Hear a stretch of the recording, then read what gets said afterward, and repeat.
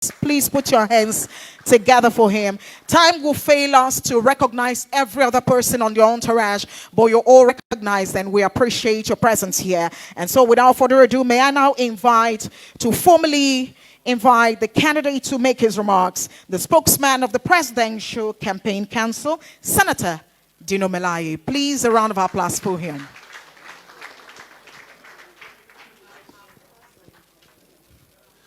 To God be the glory forever and ever.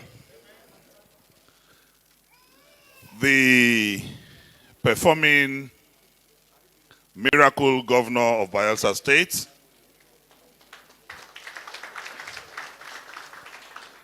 my brother, my colleague, and a great performer. This afternoon, Your Excellency, you have in Bayelsa State a compassionate Nigerian, a philanthropist, the man who will move Nigeria out of the land of Egypt to the promised land of Canaan.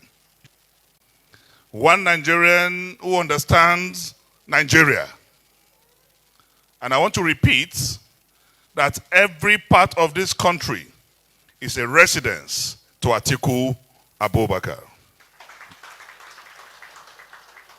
The man who understands the terrain in the northern part of this country and understands the creeks of the southern part of Nigeria. A true Nigerian, a federalist, a pan-Nigerian, who embrace everyone irrespective of your religion or ethnicity. Today, in continuation of his true Nigerian status, he is in Bayelsa to commiserate with the people of the state. Ladies and gentlemen, for want of time, may I have the pleasure to introduce to His Excellency the Governor of Bayelsa State, the government and people of Bayelsa State, true Nigerian, true patriots, the most preferred candidates in the 2023 presidential election, the most matured candidate, 2023 presidential election, the most amplified candidate, 2023 presidential election. Above all, he is the most experienced of all the presidential candidates. And I want to assure Bayelsans, while I will call on him to speak to us, I assure you, he is the presidential candidate that knows the meaning and value of climate change. He understands what climate change is. He will never describe climate change as a rat eating the Holy Communion. May I have the pleasure to hand over the microphone to the effervescent, indomitable, indefatigable, ever conscious, ever dynamic Atiku Abubakar.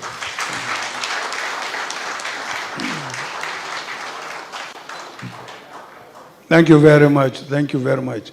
Your Excellency Governor Diri, Your Excellency the Deputy Governor, members of the Executive Council of the State Government, Your Excellency the Chairman and members of the National Working Committee, distinguished senators, ladies and gentlemen, because of time constraint, I hope you will forgive me if I shorten, the protocol. Your Excellency, I want to say good evening to everyone here. First of all, let me thank you for your massive support during the last party primary convention. But for the support I got from Bayelsa, perhaps I would not have emerged. So I want to tell you that I shall never forget that support.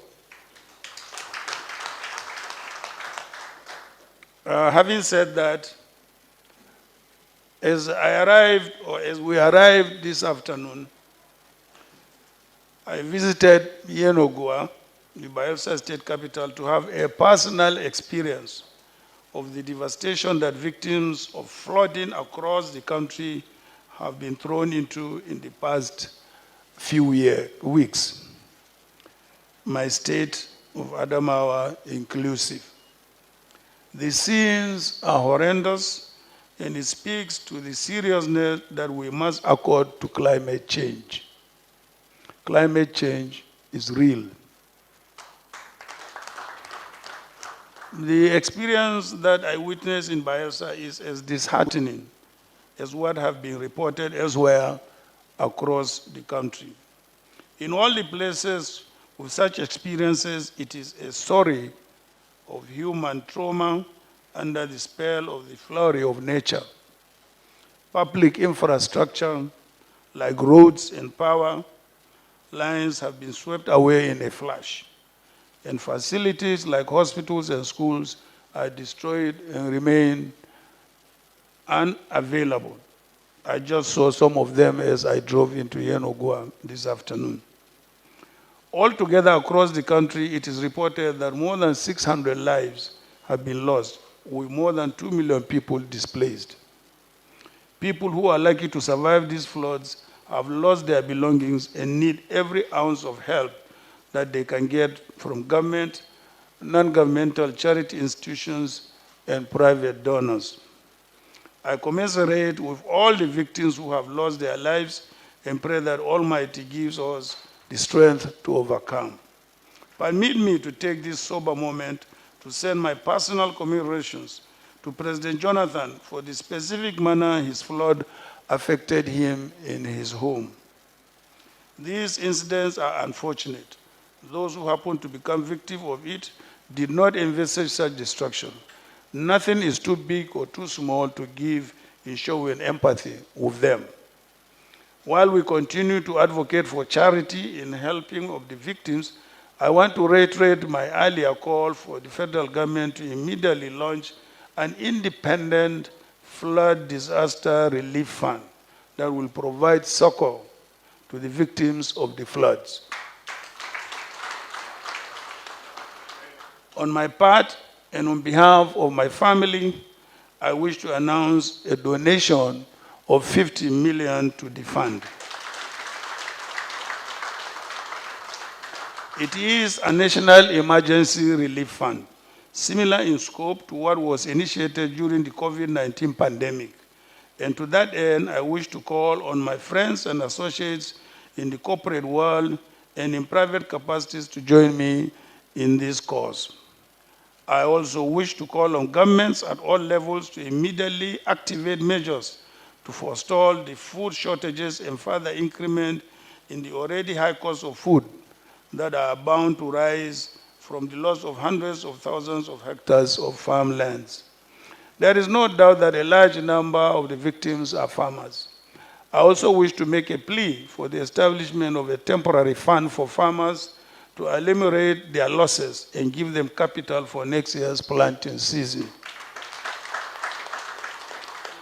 Part of the plans to lessen the burden on Nigerians is for the federal government to consider increased releases from our strategic food reserves and reviewing our import policies to allow for the interim importation of food to make up for shortfalls in food production. And to forestall the recurrences of such devastation levels of flooding, the government must build the critical infrastructure required to contain excess water along the banks of the rivers Niger and Benue. The change in climate is a pointer to every human community to be circumspect in leadership recruitments. Climate change is a convergence between politics and nature. Leadership and policies must also change to deal with the dramatic changes we are witnessing around us. If we get our politics wrong by electing leaders who choose to play politics with climate change and refuse to make necessary investments in smart solutions, we will be living in the relics of times past and mindful of our attendant vulnerabilities. Climate change is real, and it affects both local and global. If elected as president in the presidential elections next year, I shall commit to completing the Dading Hausa Dam in Adamawa State to manage the releases of excess water from Lagdo Dam in the Cameroon Republic.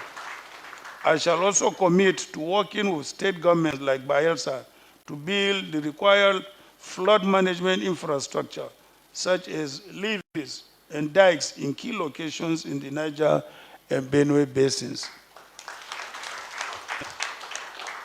The dredging of the rivers and estuaries through which inland waters empties into the sea will help in stemming flooding in the Niger Delta areas.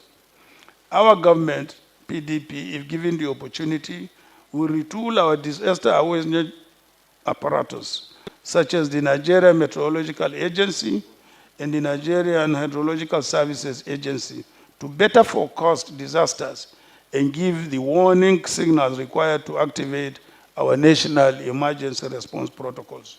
This retooling will also include the reform of the National Emergency Management Agency to ensure that it anticipates and responds to disasters such as this more efficiently than it did in the current situation.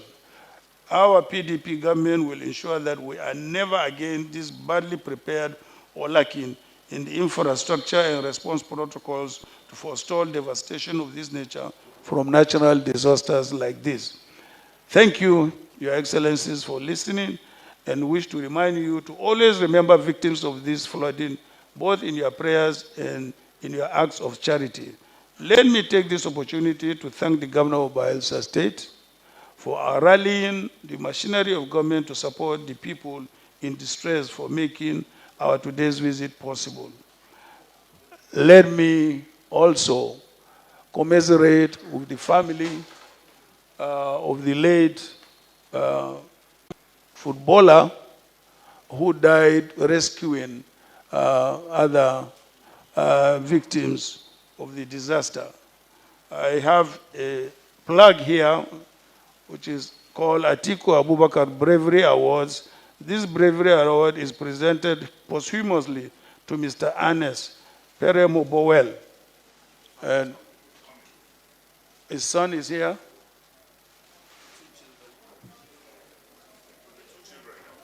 The two children.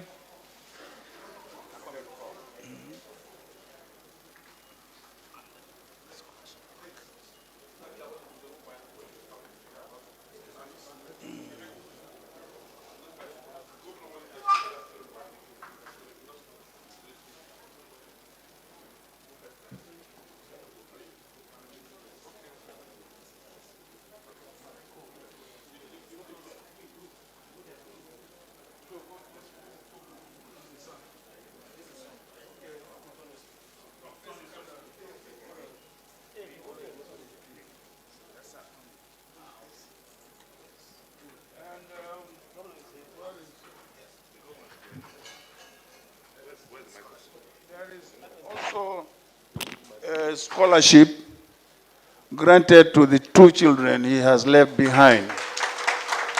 This scholarship will educate them up to university level. God bless them. Thank you.